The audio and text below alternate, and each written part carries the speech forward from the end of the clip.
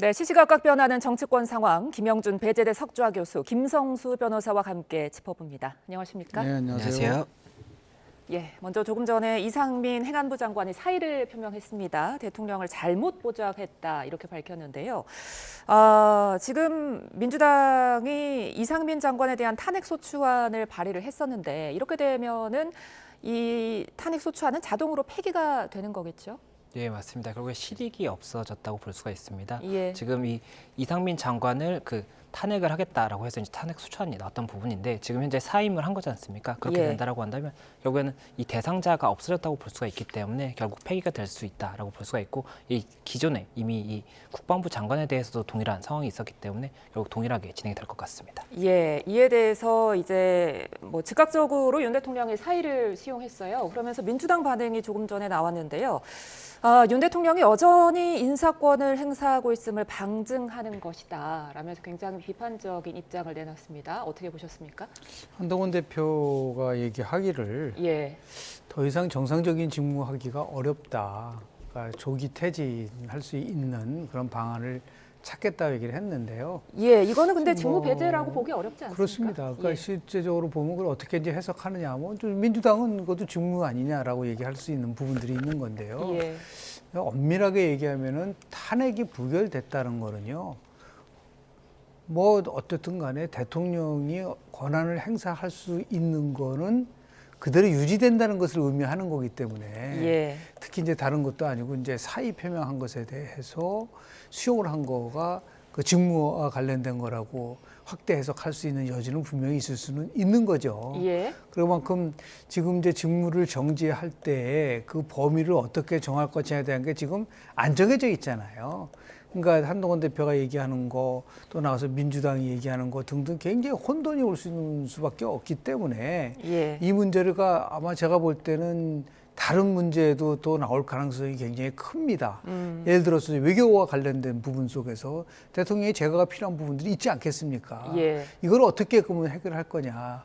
외교안보와 관련된 거는 예외적으로 할 것인지. 그런데 지금 한동훈 대표는 외교 일정을 포함해서 대통령의 직무는 이제 사실상 없다라고 얘기했기 때문에 이게 앞으로 이제 우리나라 문제만이 아니라 여러 해외에서 대한민국을 바라보는 시각 속에서 문제가 있을 수가 있기 때문에 이 문제와 관련돼서는 어느 정도 좀 클리어하게 명확하게 할 필요는 있지 않을까 생각이 좀 합니다. 네, 김성수 변호사님.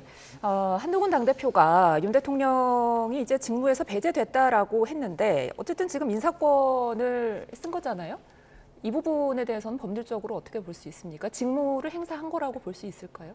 네, 이게 사실 법에는 이 대통령의 권한이 명시가 돼 있지 않습니까? 헌법상에 예. 이런 권한이 명시가 되어 있는데 이 부분을 합의를 통해서 법에 근거하지 않은 것을 통해서 제한할 수 있는지에 대해서 사실은 제가 따져봐야 될 것 같습니다. 지금 예. 한동훈 대표 측에서는 이제 구체적인 안은 추가적으로 제시를 하겠다라고 이야기가 했지만 이게 만약에 추가적인 안이 있다고 하더라도 법률상의 근거가 없이 대통령의 이런 직무를 이렇게 뭐 제한한다든지 배제한다든지 이런 것들이 가능한 것인지에 대해서는 좀 의문이 드는 부분이 있기 때문에 결국 이런 구체적인 안을 마련함에 있어서는 이런 부분까지도 조금 명확하게 정리가 돼야 될 것 같습니다. 네, 지금 뭐 법률적으로도 정치적으로도 굉장히 혼란스러운 상황인데요.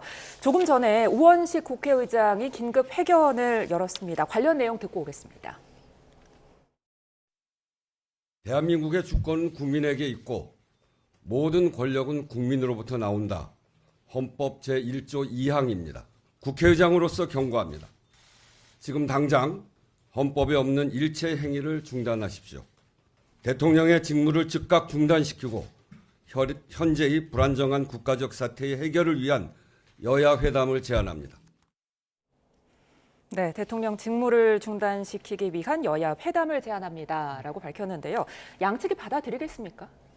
뭐 여당의 입장에서는 어쨌든 간에 조기 퇴진을 하기 위한 여러 가지 방안에 대해서 강구를 하려고 하면은 뭐 여당 단독을 할 수는 없을 거예요. 예. 근데 그 야당의 협조가 필요한데 제가 오늘 아침에 한 방송에 민주당 의원과 얘기를 나눠보니까 일체 어떠한 여당과의 회담은 없다. 그러니까 오로지 탄핵만 집중돼 있는 거기 때문에 예. 이런 부분들에 대해서 생각하지도 않고 있을 수도 없다라고 얘기를 하고 있는데 그런데 국회의장이 그 부분에 대해서 공식적으로 제안한 거니까 예. 어쨌든 간에 야당도 뭐 의장의 말에 대해서 무조건 다 거절할 수는 없는 입장 아니겠습니까? 지금 뭐 우리 오늘 토론 내용도 보면은 이게 지금 권한 행사를 어디까지 허용을 하는 것인지, 그러니까요. 그리고 과연 또 한동훈 대표하고 국무총리가 만나서 공동으로 이러한 그 성명을 발표하는 게 지금 당장 이제 민주당은 뭐라 그러냐면 한동훈 위헌이라고 대표가 했죠. 무슨 권한이 있는 거냐라고 예, 하는 예. 부분, 또 공격을 받는 부분이 있기 때문에 예. 이런 문제를 해소할 수 있는 방법은 법적으로 해소하는 게 아니라 정치적 해법을 통해서 해결할 수밖에 없기 때문에 무조건 만나지 않는다라는 것보다도 국회의장이 제안한 부분에 대해서 심사숙고할 필요가 있지 않을까라는 생각을 합니다. 예. 어느 때보다 여야의 협치가 조금 필요한 상황이 아니지 않을까 싶은데요. 그러면서 우원식 의장이 한 말이 한덕수 국무총리와 한동훈 국민의힘 대표의 공동 국정 운영 방침 위헌이다. 이렇게 분명히 밝혔어요. 어떻게 보세요, 변호사님? 네, 이게 이제 헌법을 보면은 국무총리의 업무 역할이 있습니다. 그래서 기본적으로는 대통령을 보좌하는 역할이라고 볼 수가 있고, 이제 만약이라도 대통령이 뭐 거리시라든지 사고로 인해서 직무를 수행할 수 없는 경우에 이제 직무를 대행한다라고 돼 있거든요. 그렇다면 총리가 이러한 권한을 대행하는 것에 대해서 뭐 거리라든지 지금 사고로 인한 이런 부분이 아니라고 판단을 한다면 법적인 근거가 없을 수가 있는 겁니다. 그렇기 때문에 예. 이제 위헌의 주장이 나오는 것으로 보이고, 또 지금 한동훈 대표 같은 경우에는 이제 이 국민의힘의 이 대표지 않습니까? 대표인데 이 국민의힘의 대표, 그러니까 특정당의 대표가 이런 행정부의 업무에 관여할 수 있는지에 대해서는 법적인 근거가 있다고 볼 수가 없기 때문에 이런 부분에 대해서도 이 대통령의 업무에 대해서 이 당 대표가 어떠한 관여를 한다는 것 자체가 문제가 될 수 있다, 이런 주장인 것 같습니다. 네. 법적으로 해석을 하면 그렇긴 한데 뭐 국민들도 이 부분에 대해서 수용할 수 있겠습니까? 실제로 보면 이제 대통령이 이제 7일날 대국민 담화를 발표를 했잖아요. 예. 그때 내용을 보면 자기 임기를 포함해서 전국 안정을 위한 모든 걸 우리 당에게 맡기겠다라고 얘기를 했지 않습니까? 예. 근데 그 부분 속에서 명쾌하게 대통령이 갖고 있는 권한을 실은 위임을 총리에게 하겠다는 거를 분명히 했었어야 된다고 저는 봐요. 지금 뭐 변호사님 말씀하신 것처럼 우리 헌법 86조 2항을 보면 그렇게 나오거든요. 국무총리는 대통령을 보좌하며, 그 다음이 되게 중요해요. 행정부에 관하여 대통령의 명을 받아 행정 각부를 통할한다고 돼 있기 때문에 예. 대통령의 명을 받았다고 한다면 이거는 뭐 얼마든지 총리가 대통령에 대한 권리 상태가 아니더라도 할 수 있는 부분들이 있는 거죠. 다만 이제 우리는 그동안 뭐 문재인 정부 때나 노무현 정부 때나 김대중 정부 때나 당정이 서로 어떻게 만나서 협의를 한 부분들이 있지 않습니까? 그거 다 통용되고 있는 거지 않습니까? 예. 거기에 이제 대통령실까지 같이 함께 있었던 부분들이 일반적인 관행이었기 때문에 결국은 집권당이 국무총리와 만나서 협의를 하는 것에 대해서 무조건 안 된다고 하기는 어려울 거라고 좀 봐요. 다만 아까 제가 말씀드린 것처럼 대통령이 지금 고리 상태가 아닌데 이걸 어떻게 해석을 할 거냐라는 논쟁의 노수가 있기 때문에 이 부분에 대해서 빨리 대통령실에서 이 부분에 대한 부분들을 분명하게 해야 될 필요가 있지 않을까라는 생각을 좀 하게 됩니다. 예. 김 교수님은 지금 윤 대통령이 한 총리에게 권한을 이임하겠다 이렇게 직접 명을 했다면 이는 뭐 법률적으로 무리가 없다라고 하셨는데 실제로 법적으로 그렇게 해석할 수 있겠습니까? 그 부분의 해석의 다툼이 조금 있을 것 같습니다. 예. 헌법을 이제 그 대통령의 권한이기 때문에 헌법 쪽을 가장 이제 중요시하게 저희가 봐야 될 것 같은데, 이 헌법에서 말씀하셨던 것처럼 이제 명을 받아서 이러한 행동을 할 수 있는 부분이 이제 명시가 되어 있는데, 그 범위를 넘어서는 부분까지도 명을 받아서 다 처리할 수 있는 것인지는 조금 쟁점이 될 수가 있을 것 같습니다. 그리고 이게 저희가 이 쟁점이 되는 부분이 이 만약에라도 탄핵의 표결이 있었다라고 한다면 헌법상에는 탄핵의 이제 이 절차가 진행되는 동안은 직무가 정지되기 때문에 그런 경우에는 이 권리라고 봐서 직무대행이 명확하게 이 근거가 생기는 것인데, 지금 같은 경우에는 대통령직이 유지가 되고 있지 않습니까? 예. 유지가 되고 있는 상태인데 이 권리라는 것은 이제 공석이라고 볼 수가 있는 것이고, 또 사고로 인하여 이 부분도 사고의 범위가 어디까지인지 이제 봐야겠지만 그런 부분이 없다라고 한다면 그런 것이 없음에도 불구하고 이 헌법상의 대통령의 권한을 이 특정한 뭐 법률상의 근거가 없이 약정을 통해서 위임을 할 수 있는지에 대해서는 쟁점이 될 수밖에 없고, 그리고 이게 뭐 이 안이 나오고 그 안을 그대로 따라간다라고 한다면 문제가 없겠지만, 만약에 그 안과 다른 이런 행동이 있을 때 그때도 이 법률적으로 강제할 수 있는지, 이것이 쟁점이 될 수가 있기 때문에 이런 부분에 대해서는 좀 해석의 다툼이 있을 것 같습니다. 예, 지금 속보가 한 가지 들어왔습니다. 국정원 1차장에 오호룡 씨가 임명이 됐다라고 지금 속보가 들어왔는데요. 홍장원 1차장이 해임되면서 후임으로 지금 국정원 1차장에 오호룡이 임명이 됐다.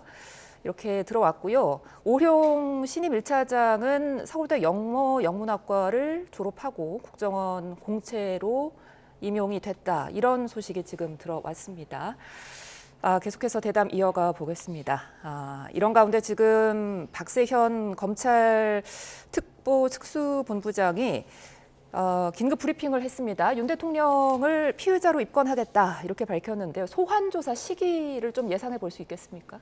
예, 일단 지금 오늘 브리핑 과정에서 이제 윤 대통령도 이 개념상으로 봤을 때는 이 피의자로 보는 것이 맞다라고 이제 밝힌 것으로 보입니다. 다만 지금 현재 맞다라는 의사를 이제 이야기한 이후에 뭐 어떠한 구체적인 안은 아직까지 이야기가 나오고 있지 않기 때문에 결국에 이 소환 조사가 언제 이루어질지에 대해서는 조금 더 지켜봐야 될 것으로 보이고, 이게 보통 수사라는 것이 이 바깥쪽부터 안쪽으로 이제 들어간다고 볼 수가 있습니다. 그렇기 때문에 가장 안쪽에 있는 사람이 이제 대통령, 이 계엄을 이제 실시했던 사람이지 않습니까? 그렇기 때문에 아무래도 이 외부적인 수사를 다 하고 그 이후에 최후의 피의자 조사를 할 것이기 때문에 아무래도 기간이 조금 뒤로 밀려 있지 않을까 생각이 듭니다. 그런데 국민들 입장에서는 당사자에게 빨리 좀 들어보고 싶지 않을까 싶어요. 수사를 좀 빨리 불러야 되지 않나 이런 여론도 있을 것 같은데. 이게 수사의 방식을 외부에서부터 안쪽으로 들어가는 이유가 무엇이냐면 이 외부에서 이런 피의자 진술이나 뭐 참고인 진술 이런 것들을 통해서 사실관계에 대한 증거들이 많이 확보가 됩니다. 그 증거들을 확보한 다음에 피의자 조사를 해야지 실제로 이제 확보된 증거와 다른 말을 하는 것인지 이런 부분을 이제 예상을 할 수가 있고, 또 이게 어떠한 증거들을 이제 확보를 하면서 사실관계에 대한 이제 틀이 마련됩니다. 그럼 그 틀을 통해서 우리가 지금 예상하고 있는 이 틀이 맞는지를 확인하는 것이 피의자 조사라고 볼 수가 있거든요. 그렇다 보면 이 틀을 마련하기 위해서는 가장 중요한 피의자를 먼저 부르기보다는 이제 주변의 이런 사건들을 다 통해서 그리고 물증이나 이런 것들을 다 최고대한 확보를 한 다음에 그 다음에 가장 이제 중요한 피의자를 확인하는 것이 이 실체적 진실을 발견하는 데 가장 중요할 수가 있기 때문에 아무래도 그런 부분 때문에 말씀하신 것처럼 이 피의자 조사를 가장 먼저 해야 되는 것이 아니냐 이런 의견이 나올 수가 있겠지만, 수사적인 실체적 진실 발견을 위해서는 그 최후에 하는 것이 맞다고 봅니다. 예. 대통령이 내란죄의 피의자가 된 불행한 역사를 지금 또다시 목도하게 되는데요. 한동훈 대표가 누구라도 옹호하지 않겠다 이렇게 말했습니다. 지금 탄핵안은 표결하지 않았는데요. 그럼에도 불구하고 수사는 막지 않겠다 이렇게 해석할 수 있을까요? 글쎄요, 뭐 대통령이 지금 뭐 거의 정상적인 직무를 하지 못하는 부분들하고 조기 퇴진을 지금 요구한 상황이고, 더 나아가서 이제 수사가 엄정하고 성역 없이 이루어진다라고 하는 굉장히 교과서적인 얘기를 한 거죠. 정부나 당이 누구라도 옹호하는 일은 없을 거다. 그런 부분인데 이루어질 수 있도록 하겠다라고 하는 게 이제 법무부 장관 때의 상황이 아니잖아요. 당대표가 그 누구한테 얘기를 해가지고 엄정하고 성역 없이 투명하게 이루어지도록 할 수 있을까. 그럼에도 불구하고 이제 선언적인 의미로 이제 바라볼 수 있는 거고요. 아까 지금 이제 박세현 우리 이제 특수본부장이 얘기한 것 중에서 핵심이 있어요. 뭐냐면 이 사건의 사실관계를 한마디로 설명을 했잖아요. 공무원이 직권을 남용해 국헌 물론을 목적으로 폭동을 일으킨 거다라고 돼 있지 않습니까? 내란죄는 크게 두 가지예요. 하나는 국토 참탈이라 가지고 영토의 일부를 점령을 해서 정부를 향해서 예를 들어서 반정부 세력을 했다는 거 하나 하고, 두 번째가 이제 국헌문란이거든요. 그래서 그 국헌문란이라는 게 딱 명시돼 있는데, 지금 국헌문란을 목적으로 폭동을 일으켰다는 거는 결국 내란죄에 해당될 수 있는 것이고, 내란죄에 됐을 경우는 형사적으로 불체포 특권을 그거를 벗어나서 바로 현장에서 체포할 수 있는 부분들이 있기 때문에 이 부분이 이제 어떻게 해석을 할 수 있느냐를 가지고 아마도 이제 법조계라든지 또는 뭐 여러 부분 속에서 충돌될 수 있는 여지는 분명히 있다라고 저는 봅니다. 예, 지금 비상계엄을 실행한 주요 인물로 꼽히는 김용현 전 국방부 장관, 검찰이 오늘 새벽 긴급 체포를 했습니다. 어떤 혐의 지금 들여다보고 있을까요? 예, 말씀하신 것처럼 이제 김용현 전 국방부 장관이 이제 오늘 오전 1시 30분경에 자진 출석을 검찰에 해서 조사를 받았고 7시경에 이제 긴급 체포가 됐다라는 소식입니다. 그래서 말씀하신 이 혐의에 대해서는 아마 저희가 지금 이제 추측할 수 있는 부분은 이 계엄과 관련해서 이 직접적인 실행도 하고 뭐 준비도 한 이런 사실이 지금 계속해서 이야기가 나오고 있거든요. 그렇다 보니까 이 관여에 대해서 어디까지 관여를 했는지라든지 이 계엄을 선포하게 된 배경이라든지 그 계엄 선포한 직후에 그다음에 이제 뭐 군에 어떠한 명령을 내렸는지 이런 부분들을 확인할 것으로 보이고 이 군에 어떤 명령을 했는지가 중요한 부분이 국회에 어떠한 이제 위해를 가한다든지 국회의원들을 뭐 체포한다든지 이런 부분들이 있다라고 한다면 내란죄의 이제 성립 가능성이 더 높아질 수가 있기 때문에 그런 부분들을 최대한 확인하는 그런 절차를 거쳤을 것으로 보이고 그리고 이게 진술만 가지고 이 사실관계를 파악할 수 있는 것이 아니라 결국엔 물증이 중요하지 않습니까? 예. 그렇기 때문에 어떠한 물증이 있는지에 대해서도 여러 가지 확인을 하는 과정이 있었을 것으로 보입니다. 그리고 예. 긴급 체포가 됐던 그 경우에 대해서는 지금 현재 여러 가지 추측이 나오고 있지만 이게 긴급 체포 같은 경우에는 도주의 우려가 있거나 증거인멸의 우려가 있고 이게 긴급성을 요할 때는 영장을 없이 일단 긴급해서 체포를 할 수가 있습니다. 그렇기 때문에 아무래도 이 핸드폰을 지금 바꾼 그런 내역이 있다거나 아니면 또 텔레그램을 새로 가입한 그런 내역이 있다라고 하거든요. 그러다 보니까 증거인멸의 우려가 있다라고 보아서 긴급 체포를 한 것이 아닌가 생각이 듭니다. 그 자진 출두를 했다면 조금 뭐 김용현 전 장관에게 유리하게 작용하는 부분도 있습니까? 자진 출석을 하게 되면은 아무래도 긴급 체포의 가능성이 낮은 것이 아니냐 뭐 이런 좀 이야기가 있습니다. 그런데 그럼에도 불구하고 만약 자진 출석을 했다고 하더라도 방금 말씀드렸던 것처럼 뭐 증거인멸을 우려라든지 이런 부분이 굉장히 긴급하다라고 한다면 긴급 체포가 될 수가 있는 것이고 이제 긴급 체포가 됐기 때문에 48시간 이내에 이제 구속영장 청구를 이제 검토를 해야 됩니다. 그렇기 때문에 48시간 이내 구속영장이 이제 발부를 해달라고 청구를 하지 않을까 생각이 됩니다. 네. 그러면서 같이 알려진 게 지금 비상계엄 당시 사용한 휴대전화를 교체했다고 알려지고 있거든요. 이 부분은 증거인멸 시도로 좀 보이지 않을까 싶은데요. 네, 맞습니다. 말씀드렸던 것처럼 이 부분이 아무래도 조금 중요하게 긴급체포가 된 원인이 아닐까 생각이 됩니다. 이 부분이 휴대전화에 사실은 요즘 같은 경우에는 굉장히 많은 정보가 담겨 있고 뭐 어디와 통화를 했는지라든지 통화 녹음이 들어있을 수도 있는 것이고 문자 메시지나 이런 것들을 통해서도 어떤 뭐 지시를 했다거나 지시를 받은 그런 내용이 있을 수가 있습니다. 그런데 이런 부분에 대해서 지금 새 휴대전화로 교체하고 새 휴대전화를 제출했다라고 하기 때문에 그렇다면 이 과거에 사용한 휴대전화를 여기에 담겨 있는 어떠한 정보들을 조금 인멸하려고 한 것이 아니냐 이렇게 보았기 때문에 아무래도 이 긴급 체포가 이뤄진 것이 아닌가 생각이 듭니다. 예. 자, 그런데 이 통신영장이 기각이 된 사람들이 있습니다. 박안수 전 계엄사령관 그리고 여인영 전 국군 방첩사령관 등 군장성 4명은 통신영장이 기각이 됐는데요. 이 부분은 왜 이런 겁니까? 예, 이 부분에 대해서 일단 수사기관에서 이 통신영장에 대해서 이제 영장을 발부해달라라고 법원에다가 이제 청구를 하게 되는 겁니다. 그럼 법원에서 이 부분에 대해서 인용을 할지 기각을 할지를 결정을 하게 되는 것인데 지금 법원에서 기각을 했다는 소식이거든요. 예. 그렇다 보니까 그 법원의 판단에 있어서 어떠한 뭐 혐의 소명이 분명하지 않은 부분이 있었다라든지 아니면 이 영장을 발부하는 것이 어쨌든 강제적인 그런 부분이기 때문에 이런 강제성을 띌 정도의 어떠한 이런 발부에 대해서 그 이유가 아직 충분하지 않다라고 본 것이 아닌가 이렇게 추측할 수 있는 것 같습니다. 예.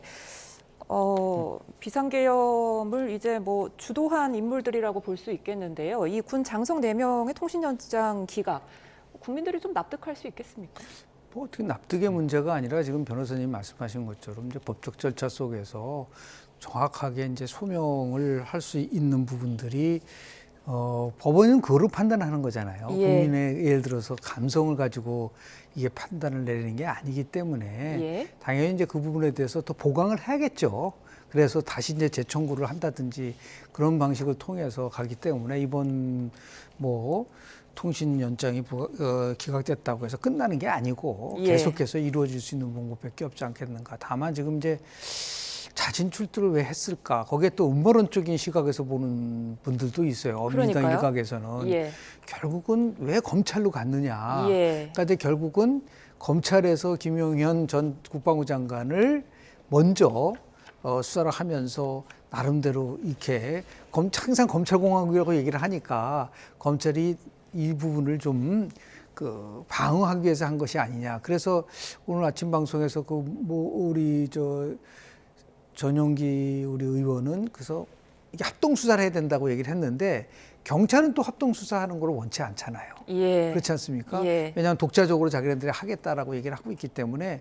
근데 뭐 이제 그것도 방법일 수 있어요. 왜냐하면 경찰이나 검찰이나 이렇게 또 상호 경쟁 체제로 가지고 가게 되면은 나름대로 뭐 이렇게 어느 한쪽이 일방적으로 가는 부분들에 대해서 제어 장치도 있을 수 있기 때문에 다만 이거는 뭐 지금 3군데에서 지금 수사가 이루어지고 있는 거 아니겠습니까? 예. 그래서 아마 빠른 시간 내에 이 검찰이나 경찰이나 그 아주 경쟁을 하면서 수사를 하게 되면은 아주 뭐 우리가 지금 생각했던 것보다 더 빠르게 결과가 어느 정도 나올 수 있지 않을까라는 생각을 좀 합니다. 예. 지금 말씀해 주신 것처럼 수사권 주도를 가지고 검찰과 경찰이 조금 다투고 있는 모양새거든요. 검찰이 경찰에게 같이 수사를 하자라고 했지만 경찰이 거부를 했다. 이런 말도 전해주고요. 어떻게 보십니까? 예, 당장에는 아마 이 거부를 했다라고 한다면 이 각각으로 진행을 하겠다라는 의사인 것으로 보이는데 예. 이게 결국에 나중에는 아마 합칠 수밖에 없지 않을까 생각이 됩니다. 왜냐하면 이 부분 증거라든지 이런 확보가 이 양쪽에서 하게 된다면 뭐 이쪽에서는 이런 정보를 뭐 확보를 했고 뭐 다른 쪽에서 또 다른 정보를 확보할 수가 있지 않습니까? 예. 그럼 이렇게 됐을 때 이 정보가 결국에는 합쳐져야지 이 진실 발견하는데 도움이 될 것이거든요. 그렇다 보니까 지금 현재는 이런 수사에 있어서 뭐 일단은 뭐 합쳐서 이렇게 하지 않는다고 하더라도 이 추후에 있어서는 어느 정도 합칠 수 있는 여지가 있지 않나 생각이 되고 그리고 말씀하신 것처럼 지금 경찰이랑 검찰 외에도 공수처에서도 이 부분 수사를 진행하고 있다라고 이야기가 나오고 있고 예, 지금 지금 특검도 공수처 이야기 해주셨는데 이 부분과 관련한 속보가 지금 들어왔습니다. 공수처에서 오늘 검경에 비상계엄 수사를 공수처로 이첩을 해달라 이렇게 요청을 했다는 속보가 들어왔습니다. 공수처는 정치적으로 중립성 그리고 직무상 독립성이 보장된 독립수사기관이기 때문에 우리에게 비상계엄 선포 관련해서 사건을 이첩해달라 이렇게 요청권을 발동했다 이런 소식이 지금 들어왔습니다.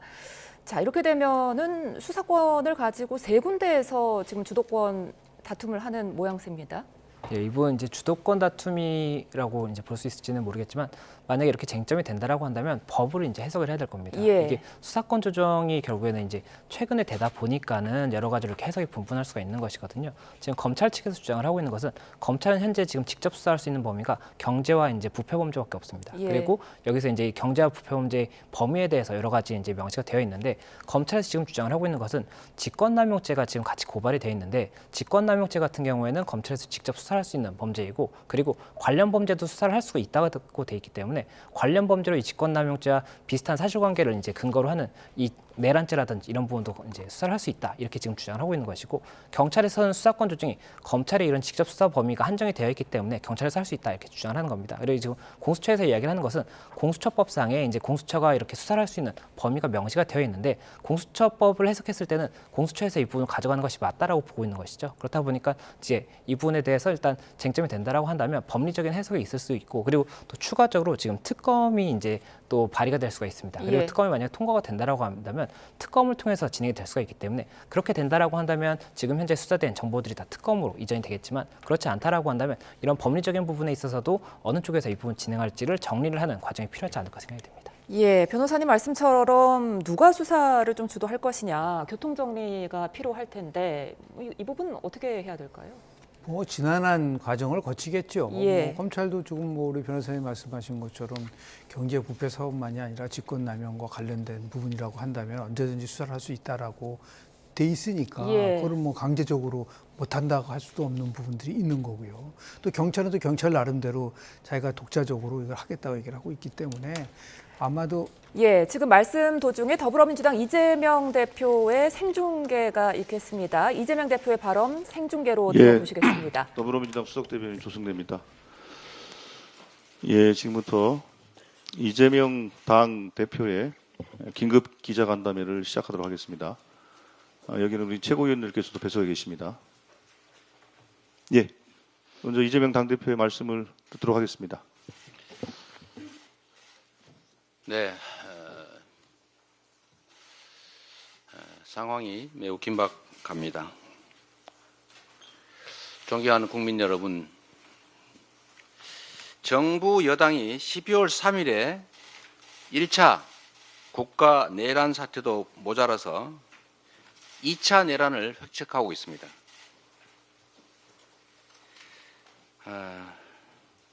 이 여당은 여러분 국민께서 보신 것처럼 계엄 해제 의결에 사실상 불참했습니다. 불참했을 뿐만 아니라 추경호 원내대표는 계엄 해제 의결 시간을 늦추려고 했고 계엄 해제 의결을 위한 본회의 참석을 하지 못하도록 소속 의원들을 당사로 불러 모으거나 혼란을 주는 행위를 했습니다. 1분 1초가 중요하고 계엄군이 국회 본회의장으로 진입하고 있는 이 위중한 시간에 제 판단으로는 계엄 해제 의결을 막기 위한 내란 역할 분담을 했던 것으로 생각됩니다. 둘째로 이 여당은 군사 쿠데타를 도모한 것이 명백한 윤석열 대통령에 대한 직무 배제, 직위 배제를 위한 탄핵에 불참할 뿐만 아니라 사실상 방해했습니다.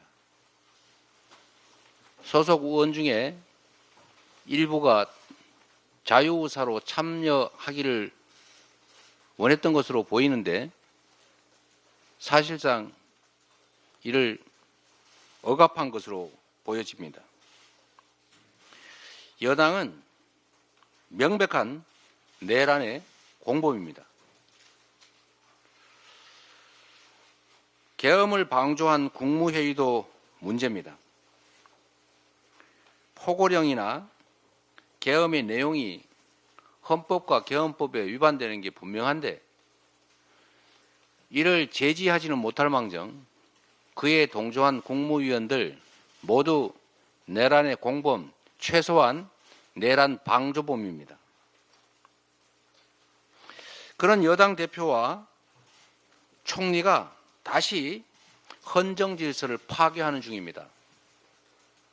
우리 국민은 윤석열을 대통령으로 뽑았지 여당을 대통령으로 뽑은 일이 없습니다. 대통령이 유고가 되면 국무총리가 대통령을 대행하기는 하지만 대통령이 유고되지 않은 상태에 무슨 근거로 여당 대표와 국무총리가 국정을 하겠다는 겁니까? 대통령의 권한은 윤석열 대통령 개인의 사유물이 아닙니다. 박근혜 대통령이 탄핵된 이유도 최순실이라고 하는 선출되지 않은 민간인이 선출된 대통령이 행사할 권한을 대신 행사했기 때문에 국정농단이라고 했던 것이고 그 때문에 탄핵된 것 아니겠습니까? 대통령의 권한을 대통령이 유고되지도 않은 상태에서 잠시 이선 후퇴를 시키고 대통령의 권한을 국무총리와 여당의 대표가 나눠서 같이 행사하겠다는 이런 회계망측한 이런 공식 발표를 어떻게 할 수가 있습니까? 이거야말로 헌정지수를 파괴한 또 다른 쿠데타 아닙니까? 어떻게 이런 국민 주권을 무시한 발칙한 상상을 할 수 있는지 참으로 놀랍기가 그지없습니다. 지금 윤석열의 배후 조정으로 아무런 헌법적, 법적 근거 없이 총리와 여당 대표가 국정을 맡겠다라고 하는 것은 결국 숨어서 내란 공모 세력을 내세워서 그 내란 상태를 유지하겠다는 얼굴을 바꾼 2차 내란 행위라는 것을 분명히 밝힙니다. 조금 전에 윤석열 대통령이 국회 탄핵을 앞둔 내란 공범 이상민 행안부 장관의 사의를 수용했다고 합니다. 그리고 얼마 전에는 진화희 위원장으로 박선영 씨를 임명했다는 얘기도 있었습니다. 국민 여러분께서 지금 이 일에서 보는 것처럼 대통령의 직무는 전혀 정지된 게 아니고 여전히 행사되고 있습니다. 무슨 이선으로 후퇴를 하고 권한을 당과 국무총리한테 맡기고 이 말조차도 사실이 아니라는 것입니다. 아무 때나 국민들에게 지키지도 못할 말을 한다든지 또는 모든 정치적 법적 책임을 지겠다고 말했으면서도 그 정치적 법적 책임의 가장 핵심은 즉각 사퇴인데도 말은 정치적 법적 책임을 지겠다면서 그 권한을 다른 사람 누구에게, 당에게, 우리 당에게 맡기겠다 이렇게 말하는 것은 또 국민을 우롱하는 것입니다. 국민 주권을 무시하는 것입니다. 국민을 기만하는 것입니다. 왜 대통령이 즉시 탄핵되어야 하는지를 스스로 입증하는 것입니다. 헌법이 정한 절차에 따라서 대한민국 헌정 질서를 파괴한 내란 주범, 군사 반란 주범 윤석열은 즉각 사퇴하거나 아니면 즉각 탄핵되어야 합니다. 이 위기와 혼란을 해소하는 유일한 길입니다. 오는 12월 14일 우리 민주당은 국민의 이름으로 반드시 윤석열을 탄핵하겠습니다. 대한민국의 민주주의 위대한 국민 승리를 위해서 반드시 탄핵을 성공하도록 하겠습니다. 고맙습니다. 예, 감사합니다. 여기 뭐 언론인들이 계신데 혹시 뭐 질문 있으십니까? 그러면 소속을 좀 말씀해 마이크를 좀 사용해 주세요. 예. 네, 안녕하세요, 대표님. 저 한국일보 오태경 기자입니다. 그 오전에 있었던 담화 이후에 처음으로 이렇게 입장을 밝혀주셨는데, 그간 이제 헌법 학자들이나 아니면 다수의 법률가들이 그 오전에 있었던 담화가 위헌적이고 위법하다고 말씀을 해주셨습니다. 여기 대해서 좀 어떻게 법적인 부분에서 어떻게 보시는지, 그리고 당 차원의 뭐 좀 대응에 나서실 계획이 있으신지 또 궁금하고요. 조금 전에 이제 우원식 의장께서도 이런 부분들을 지적하시면서 윤석열 대통령의 직무 정지를 위한 여야 대표 회담을 제안하셨습니다. 여기 대해서 응하실 생각이 있는지, 앞으로 또 어떻게 이런 직무 정지를 위한 이런 스텝들을 밟아가실 건지 여쭤보고 싶습니다.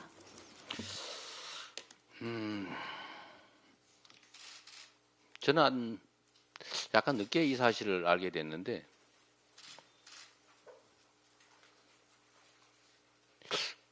법률가이기도 하고 공당의 대표인 한동훈 대표가 또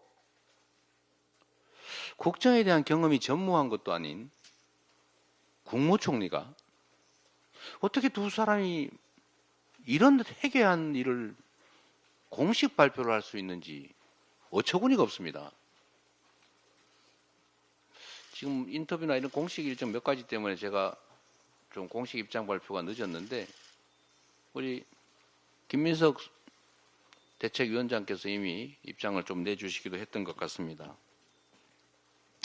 헌법학자나 형법학자 같은 전문가의 의견을 듣기 전이라도 일반 국민들의 시각에서 보면 네가 뭔데 이렇게 말할 수밖에 없지 않습니까? 도대체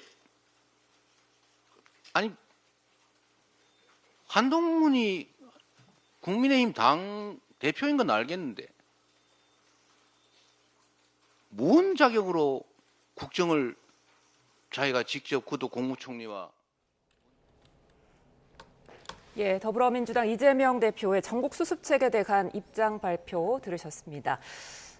이재명 대표가 정부와 여당이 2차 내란을 획책하고 있다 이렇게 밝히면서 여당은 내란 공범이다. 그리고 계엄에 동조한 국무위원도 공범이거나 방조 행위를 한 것이다. 이렇게 밝혔는데요.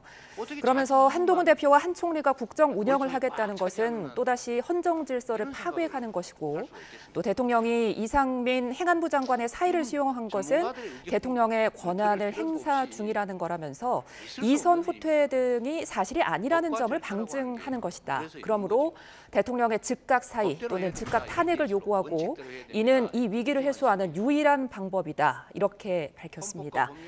자, 관련 내용 이어가겠습니다. 대담 좀 이어가 보겠는데요. 김 교수님 어떻게 들으셨습니까? 그럼 뭐 지금까지 저희들이 얘기했던 부분 아닌가요? 예. 다 그대로 반영된 거 예. 아니에요? 예를 들어서 지금 당연히 그럴 경우에는 헌법적인 법률적인 문제가 제기될 수밖에 없을 것이고 예. 그걸 이제 어느 정도는 그래도 해소할 수 있는 방법이 대통령이 국무총리에게 어떤 나름대로 그런 그 명령을 한 부분들도 없기 때문에 당연히 이제 야당은 저런 식으로 이제 문제 제기를 할 수밖에 없지 않겠는가라는 생각을 좀 하게 되는 거고요. 또 하나 지금 이제 여기서 오늘 논의 안 했지만은 실은 이제 한동훈 대표가 대통령한테 탈당을 요구했었지 않습니까? 예. 네, 근데 만약에 그 탈당의 부분들도 여전히 유효하다고 얘기를 하는데 그러면 대통령이 탈당하면은 집권당이 사라지는데 그럴 경우에 한동훈 대표하고 국무총리하고 만날 수 있나요? 그럼 거의 불가능하거든요. 예. 이제 그런 부분들까지도 이제 아마 이제 쟁점화될 수 있는 가능성이 크기 때문에 이 문제를 해결할 수 있는 뭐 유일한 분은 저는 뭐 우원식 의장이 얘기한 그 부분대로 만약에 이 조기 퇴진에 대한 로드맵을 만들려고 할 때 결국 뭐 여당 혼자 할 수 있나요? 야당과 같이 한번 얘기할 수 있는 부분들. 그리고 지금 이재명 대표도 일단은 만나서 무슨 생각을 하고 있는지를 들어볼 필요는 있지 않습니까? 예. 그걸 거절하든 아니든 그게 정치죠. 지금 윤석열 대통령이 저렇게 도저히 우리가 납득할 수 없는, 이해할 수 없는 행동을 한 거에 가장 큰 원인은 정치를 배제시켰기 때문에 정치 실종 아닙니까? 그런 의미에서 봤을 때 좀 유연하고 포용적이고 그런 모습을 보여야 하지. 그렇지 않으면 계속해서 뭐 이렇게 극한적 대립 갈등으로 갈 수밖에 없는 구조이기 때문에 오히려 차라리 극한적 대립 갈등으로 가는 것이 뭐 민주당한테 유리하다고 판단해서 할 수 있을지는 모르겠으나 지금 뭐 경제부총리를 포함해서 굉장히 그 나름대로 경제, 금융 등등 불안 요소들이 많지 않습니까? 예. 이런 문제에 대해서 어느 정도로 좀 대승적 차원에서 풀어갈 수 있는 방법은 뭔가를 고민해야 될 그런 시점이 아닌가 생각을 합니다. 예. 뭐 방금 이재명 대표도 말했습니다만 그 이재명 대표 전부터 야당에서는 계속 여당이 국민의힘이 그러니까 내란의 공범이다 이런 주장을 이어가고 있거든요. 이 부분은 어떻게 보세요? 뭐 어떤 면에서 보면 과도하죠. 대통령이 그 계엄을 선포하면서 한 여러 가지 이유 중에서 도저히 납득 안 되는 부분은 뭐냐면 지금까지 파악된 바로는 체제를 전복하려고 하는 반국가 세력이 또 국회를 장악을 해서 국회가 범죄 소굴이 됐다라는 얘기를 했지 않습니까? 예. 그게 국민들이 받아들일 수 있나요? 그리고 한동훈 대표는 비상계엄이 터지자마자 제일 먼저 위헌적이고 위법적이기 때문에 국민과 함께 막겠다고 한 대표입니다. 그런데 그런 정당을 뭐 내란 정당이라고 한다는 거는 제가 볼 때는 너무 그 상대에 대해서 지금도 문제가 뭐냐면 상대를 정치적 상대로 보지를 않고 아직 굉장히 제압의 대상으로 보기 때문에 문제가 발생된 거와 마찬가지로 정당이 존재하는 이상 거기에 대해서는 어느 정도 뭐 이재명 대표든 뭐 한동훈 대표든 그 부분에 대해서 정치적 해법을 찾을 수 있는 길이 있다고 한다면 그럼 뭐 같이 함께 갈 수 있는 길을 찾을 수밖에 없지 않을까 생각합니다. 예. 자, 변호사님. 윤 대통령이 내란죄가 성립이 된다면 그렇다면 이 내란죄에 대한 탄핵안에 대한 거부 의사를 밝힌 국민의힘도 어떻게 보면 동조를 했다, 내란 동조를 했다 이렇게 볼 수 있게 됩니까 법적으로?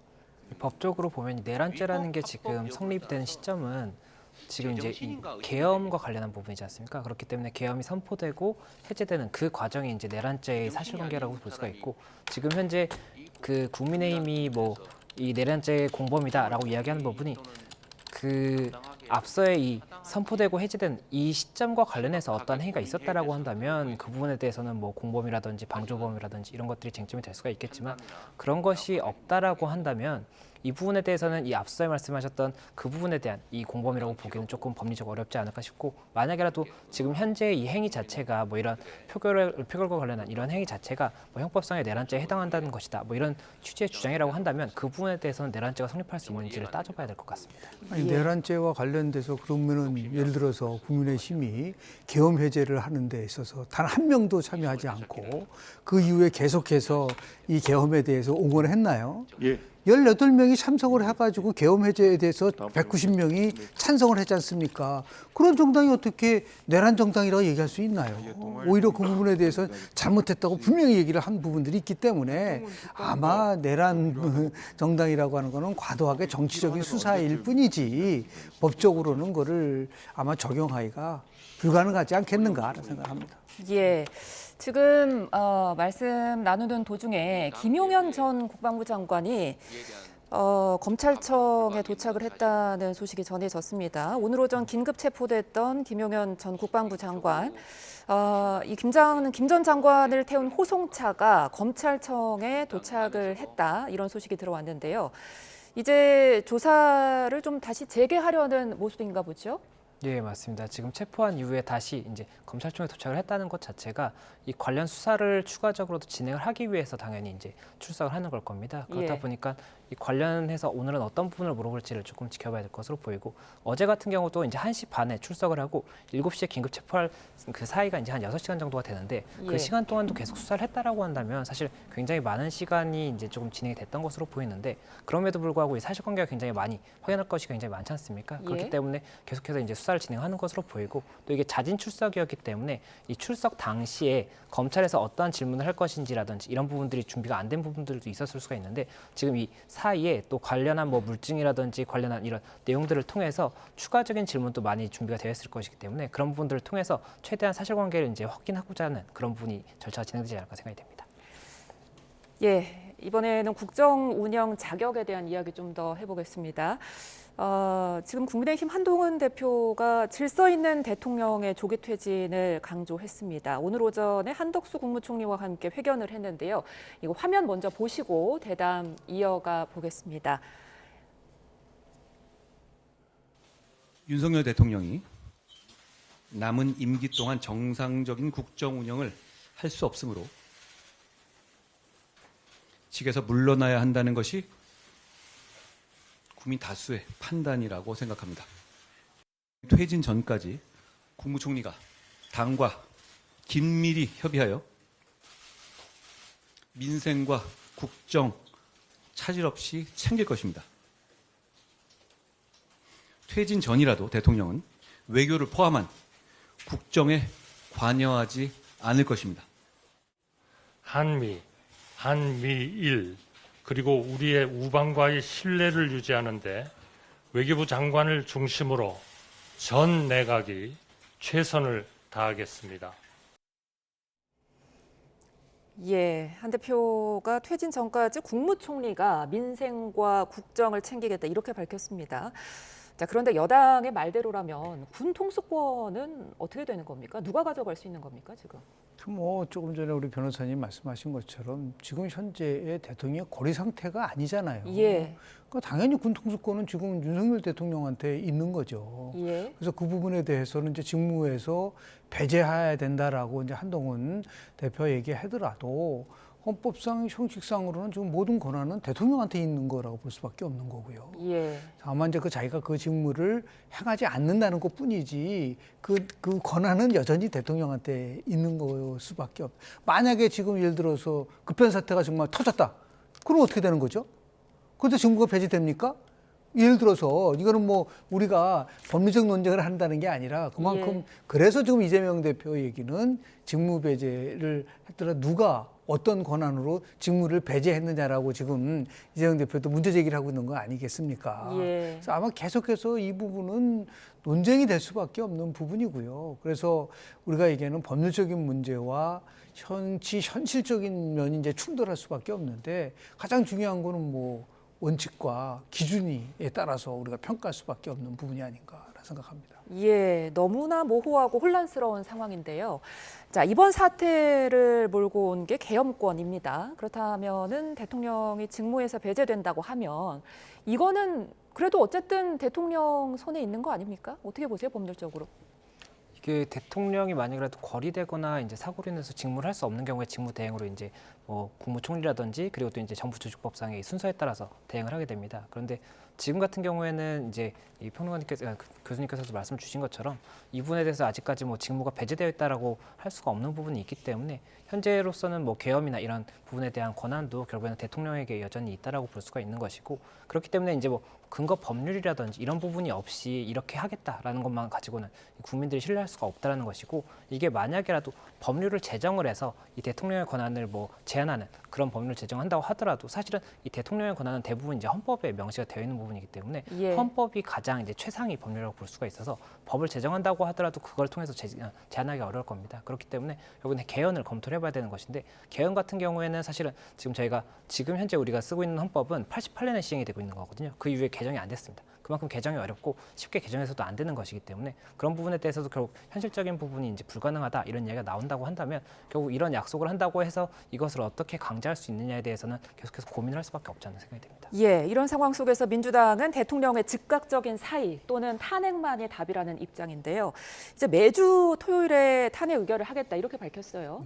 근데 민주당이 이렇게 나오면 야당이 쓸 수 있는 카드는 뭐 어제와 똑같은 것밖에 없는 겁니까? 어떻게 나갈까요? 무한 충돌이죠. 예. 무한 반복, 무한 충돌 이런 부분인데 과연 이거를 계속해서 무한 반복이 됐을 때 더 나가서 이제 그 조경태 의원이 그렇게 얘기를 했잖아요. 이번만은 내가 탄핵에 반대하지만 그 향후에 로드맵이 정확하게 나오지 않게 된다고 한다면 나는 탄핵에 찬성할 수밖에 없다라고 얘기를 했지 않았습니까? 예. 이제 그런 쪽에 생각하시는 분들도 많다고 보고 또 이번에 실제로 세 분이 실제로 투표장으로 들어갔지 않습니까? 안철수 의원을 포함해서 김혜지 의원이라든지 김정욱 의원도 그랬잖아요. 예. 이거 난 분명히 반대를 했지만 상황에 따라서 언제든지 찬성으로 갈 수 있다는 부분들이 있기 때문에 이걸 무한적으로 계속해서 탄핵을 반복했을 때 그거를 이제 국민의힘에서 과연 막아낼 수 있는 힘이 있을지에 대해서는 뭐